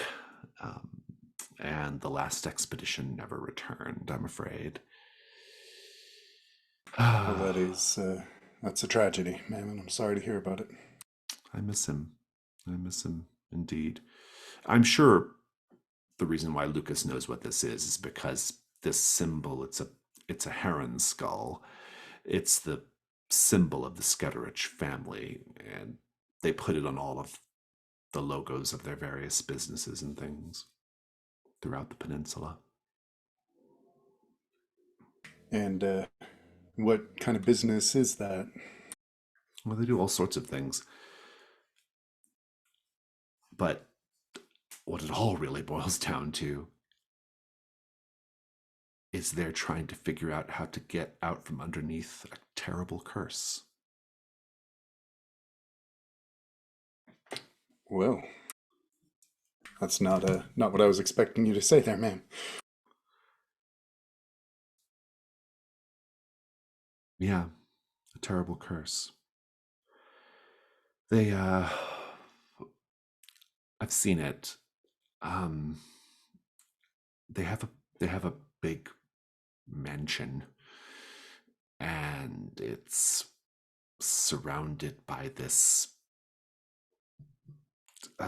like this scarlet fungal rot. It's just taking over everything and all the land around it. That's actually how I met Istvan. He thought that me being a plant specialist, I might be able to have some kind of insight as to what was going on. Yeah, anyway, long story short, I could never figure it out. I was very lucky not to contract any of that rot myself. I think they want to. I think they want to.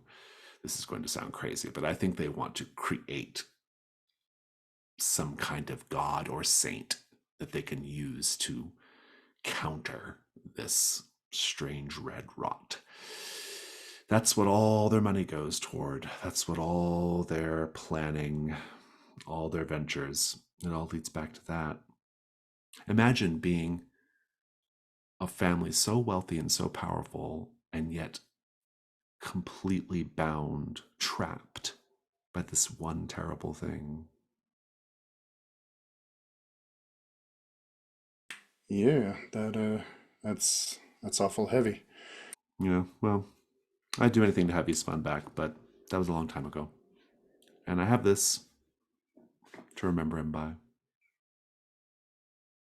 It looks like you're doing pretty okay for yourself here. got people who Oh, look out for you. you mean here in the illegal grow facility, where we're pretending like we're doing meals for shut-ins and kids? Well, community is a community, wherever you find it. Right, right. All right. Well, let's go take a look at this compost heap. I'm not even sure Can't why I'm wait. helping you, but It's my natural down-to-earth charm. I guess that's it. I guess that's it. Indeed.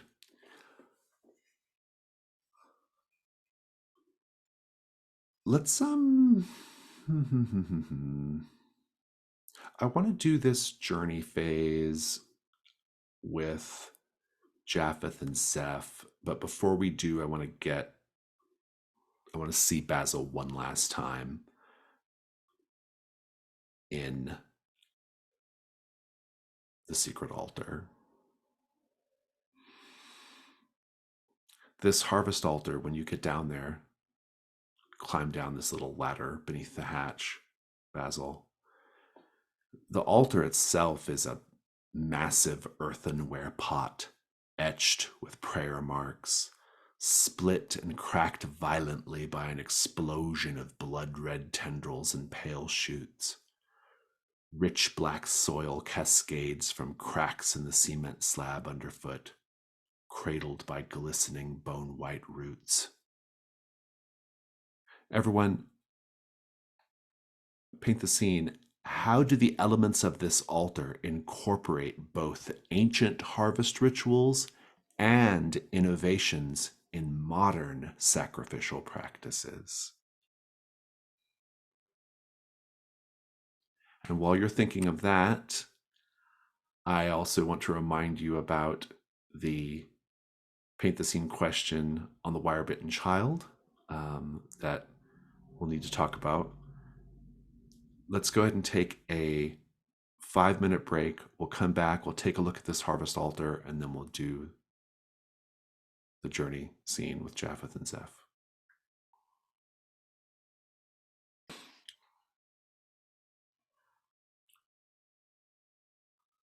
Let's talk about the harvest altar first. I'll remind you of the question. How do the elements of this altar incorporate both ancient harvest rituals and innovations in modern sacrificial practices? I think that around the earthenware pot, there are blood satchels that have been connected to the soil in a relatively complex hydroponic system. So the god is effectively benefiting from a slow drip, never ending sacrifice. You can see that there are actual ruins and signs and sigils of a bunch of different ancient harvest gods that nobody worships anymore that have been wired electrically up to this hydroponic system, traced those patterns in the wires.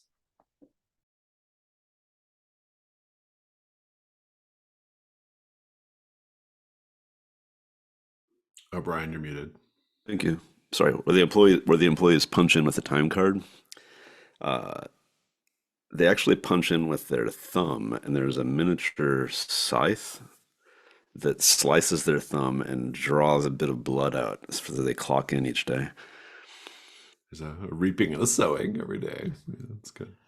I think around circling the altar, almost like the old like the Matrix camera. I forget what that was called. Anyway, big circle of these things of peepstones and dowsing rods are all pointed at the altar, and you can see that it's all connected into like these meters that essentially show the strength of the sacrifice. Like what is the current sacrificial power of the god. And I think based on what we've been talking about, those are all in the red zone and there are like blinking red lights everywhere. I love it. So Zeph and Japheth driving down the road, we're seeing this increased sacrificial activity by followers of the wire-bitten child, everyone. Please paint the scene. Additional poles, sacrifices, and wires have been placed along the route. Some densely interconnected by dozens of cables. The wire saints twitch as sparks pass through them, cables protruding from their mouths and veins, eyes gaping skyward. It seems that the first sacrifices weren't sufficient or didn't have their intended effect. What unexpected challenges have interfered with this project?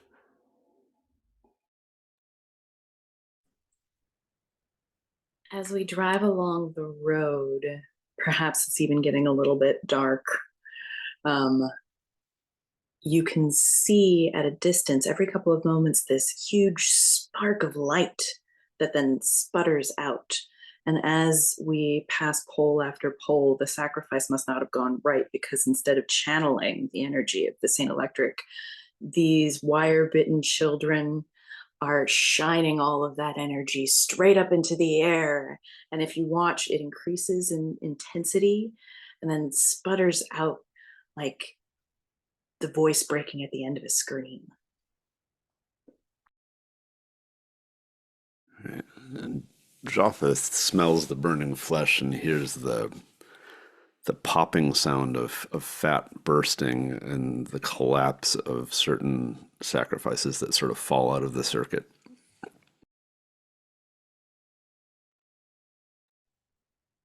This smells too much like your takeout, Japheth.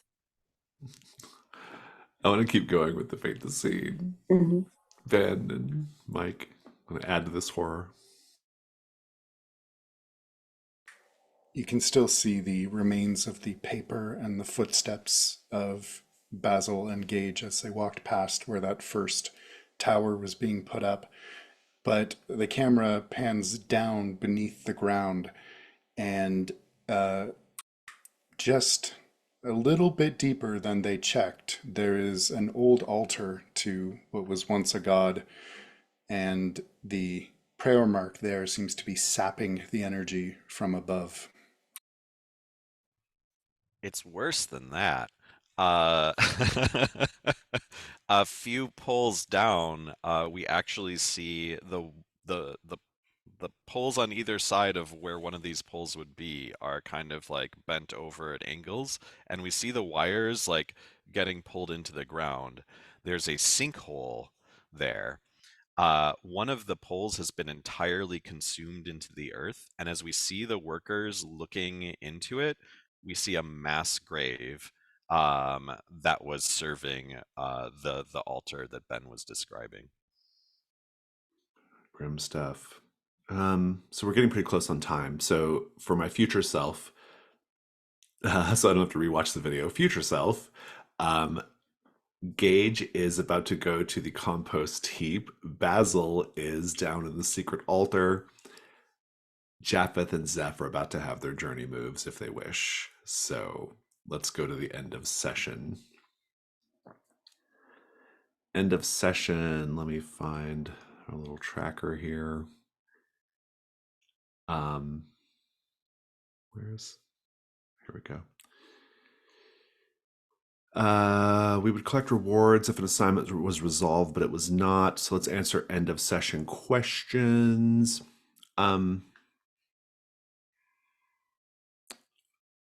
We did not complete an assignment yet, so nobody gets that one. However, did you engage with a god, angel, or other divine manifestation? Zeph, I don't think you did directly. What are the at least. glomes? What are the glomes? The glomes are a divine manifestation. The glomes count. Thank you. For you. Or Zeph, you get credit. Japheth, I don't think you directly. I misheard. Sorry. Dealt with one. Oh no, I think I might have misspoken.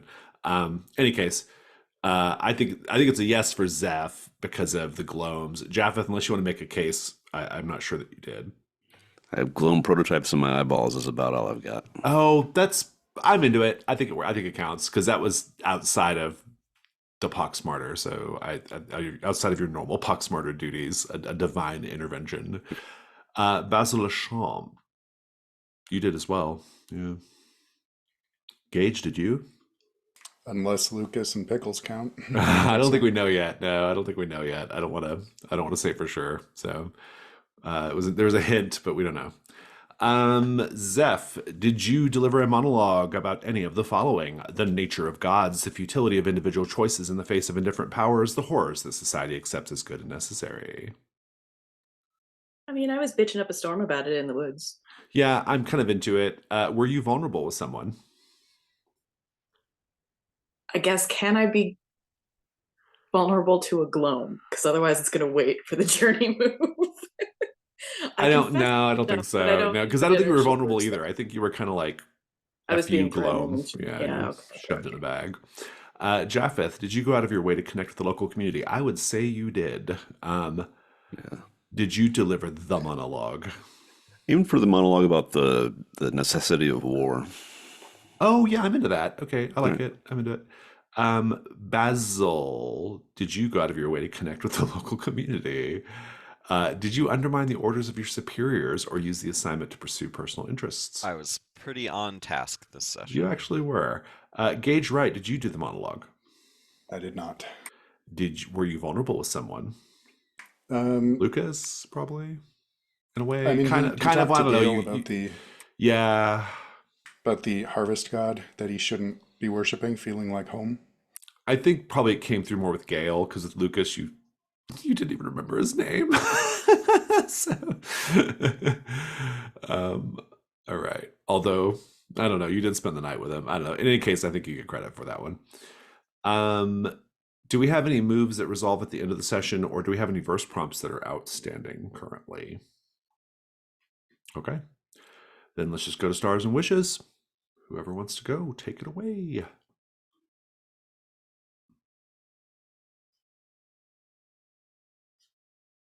I'll go. I really am enjoying the things that we're hearing about the Sketterages, the little hints about the wider world and the weirdness. I now really want to go to find a shipwreck because that sounds awful. Mike, I really thought Basil's just going full bore into his cover identity as a reporter for the Daily Press was great. I hope that that just becomes a part of Basil's whole thing. Sarah, the phrase chum for these stupid divinities, and every scene that we see Zeph and the Gloam, I want more of that. Brian, terrible, terrible stuff today. The no, did not like it. Big star. You can tell by the odor that I'm a follower of the Poxmartyr, and also the insistence that Japheth is okay to drive. Wishes. I need to know more about Lucas and Pickles now, and I look forward to digging into that.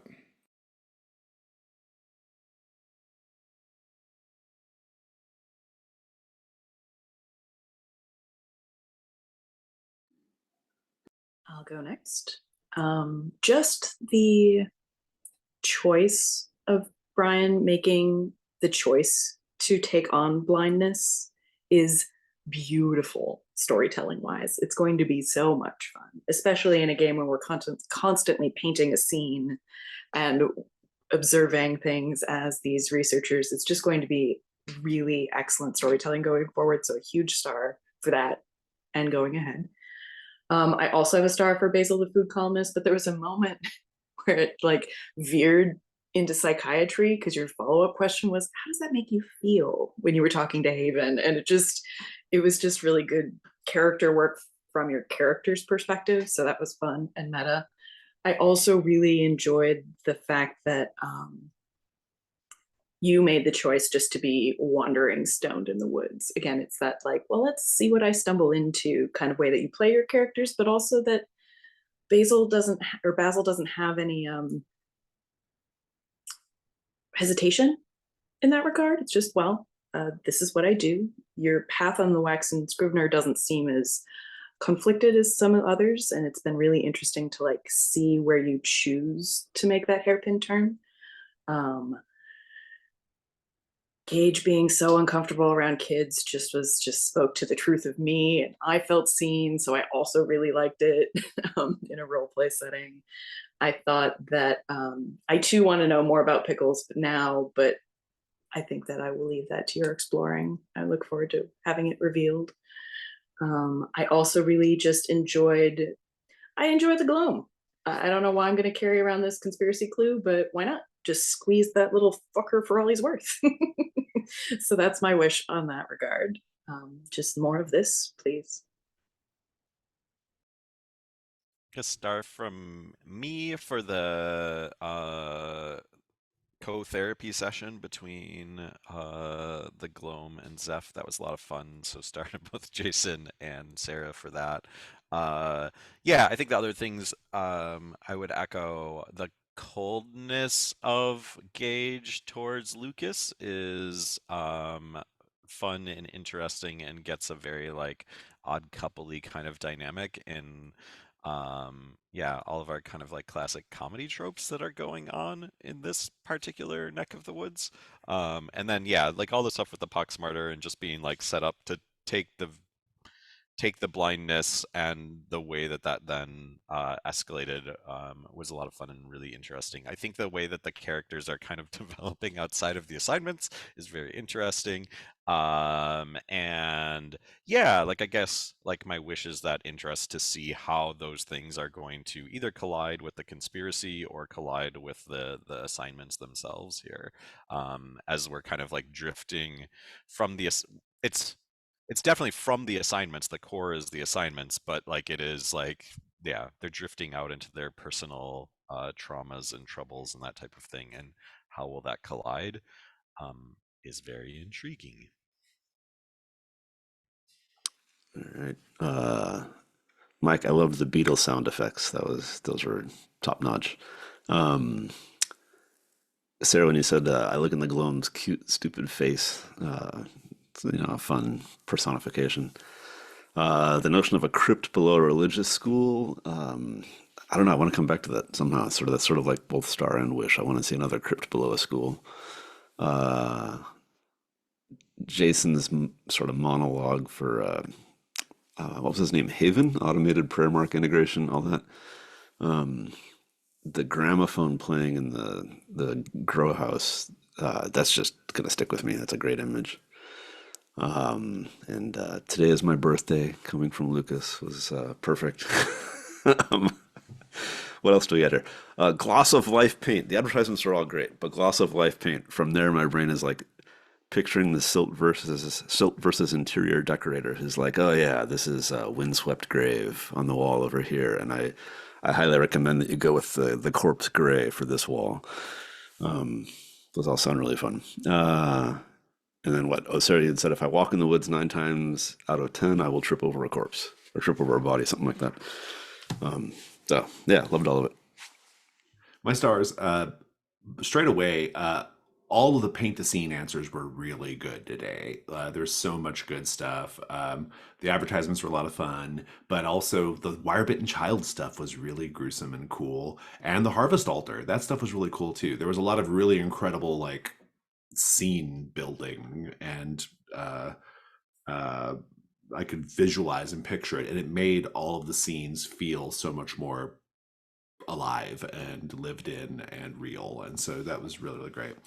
I really love playing the Gloam. The Gloam is a fun character to play, and the Gloam is always most fun when you're with the custodian who's like most over the bullshit of gods. Like that is when the Gloam is like most enjoyable.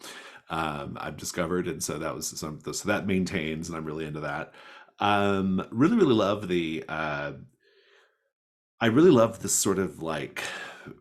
It's a star for like kind of the decisions that you made, Sarah, but also it's kind of a star for the playbook and the system as well, because I really like this idea of like, okay, you have this like job, this task you've been given by the Cairn Maiden, but because of the existence of the journey phase and the way the structure of the game works, it's like kind of a pain in the ass, right? Like you have to like to go way out of your way to go deal with it, right?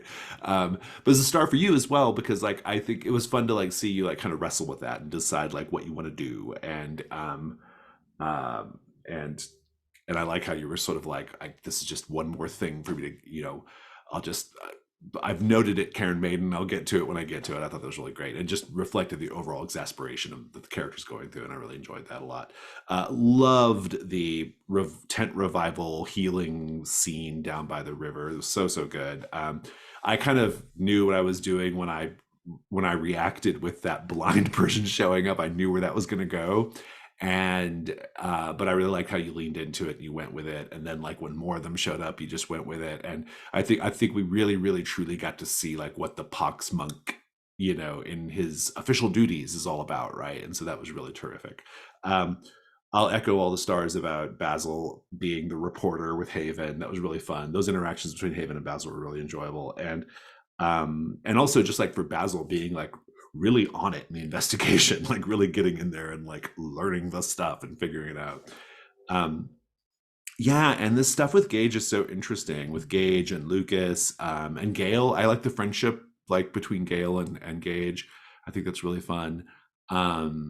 And like Gage didn't get to do a lot of active investigating, but I feel like we got some great character work done. And I think that was the case with all the characters today, actually. Like Mike kind of said this, like, yes, there's these assignments, but what we're really doing is we're learning about these characters, right? Like that's what the story is in some sense. And the assignments are just the way that we get to do that. They're just the lens through which we make that happen. And so I just love it. Like I wouldn't say that like, well, the wire-bitten child aside, I wouldn't say that like the horror is like super front and center in the investigations. It's really a much more like kind of character driven sort of exploration, which I think is terrific. But the horror stuff's obviously in the background, right? Like the wire-bitten child stuff, truly terrifying. And like a lot of the implications of like what's going on in the grow facility and all that is really great. But so yeah, I just like the mix of tones and the mix of kind of, the sort of types of stories that are being told and how they're being told. It's really enjoyable. You have five, I think. You have 5 conspiracy clues, so that's great. You are pretty well along. 3 more, that triggers endgame. So, and so, that's something we have to look forward to. And yeah, so it's just a good time. I'm really enjoying this. Any other stars or wishes? Just a wish that I'd fail a die roll. I need to check a verse here. I've got a backstory that's been planned for 2 sessions. You can bump up any die roll. It does not have to be a miss. I always like to remind people of that. Yeah. You can bump up any die roll. But I will note that these characters, unlike between characters and public access characters, these characters are meant to, or I should say unlike between characters, these characters are meant to go multiple campaign arcs, not just the one. Like between the last one, except for the Undeniable, it can go theoretically for much longer. But these characters are intended to go for multiple campaign arcs, so there's no rush, right? Like, you've got some time. So Speaking of that, if I remember right, the between it's 12 clues for the Mastermind endgame. 15. Okay, and then it's 8 for this. So is that kind of or maybe is it speed up? 15, or maybe it's I don't remember now. I don't remember. It's 10 it's 10 Odyssey tapes on public access. I don't remember what the count is on the Mastermind clues. It's 12 or 15, and I can't recall It either. might be 12. I think it's I'm more not than sure. I don't remember. The point is, this is deliberately smaller. Yeah. We made it smaller, and we made it smaller, and we made the we increased more. There's more verse opportunities to basically make it so the characters can last a little longer. Although one rule that I was reminded of that I did wrong in my other campaign I'm running, one rule I was reminded of is if you get a question wrong on answer a question, you can all bump it up, but you have to mark verse of prophecy. You can't mark verse of history. And so that makes that part of the game a little more dangerous, but otherwise, yeah, no, they're meant to last a little bit longer. So yeah, the campaigns are shorter. Anything else before we go? Okay. Well, this was great fun. Right on time. Look at us. I will see you all next time.